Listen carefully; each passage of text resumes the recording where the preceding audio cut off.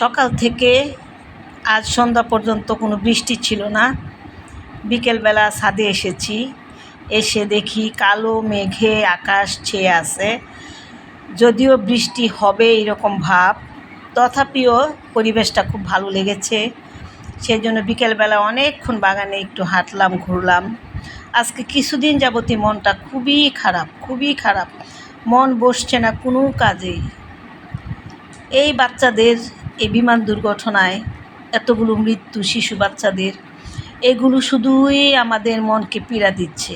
এত কষ্ট লাগছে যা ভাষায় প্রকাশ করা যাবে না। প্রতিদিনই মৃত্যুর মিছিল এক এক করে চলে যাচ্ছে না ফেরার দেশে। এই মাইলস্টোন বিমান দুর্ঘটনায় এই শিশুদের এই করুণ দৃশ্যগুলো বারবার চোখের সামনে ভেসে উঠতেছে, ফেসবুকে দেখতেছি, আর মনটা খুব বিগড়ে যাচ্ছে, খুবই মনটা খারাপ।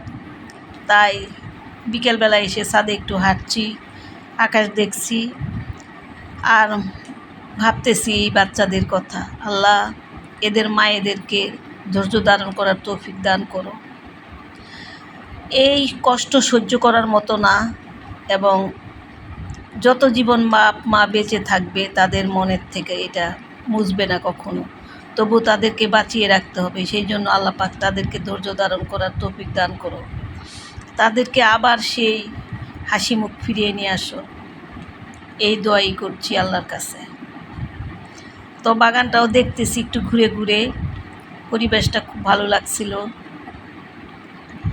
তা আপনাদের সাথেও শেয়ার করলাম। মন খারাপ হলে আমি বাগানে চলে আসি, এসে একটু হাঁটি, ঘুরি। এইভাবে আমি আমার মনটাকে ভালো রাখার চেষ্টা করি। দেখুন আকাশটা কত মেঘে ঢাকা। তো ভালো থাকবেন, সুস্থ থাকবেন। আল্লাহ হাফেজ।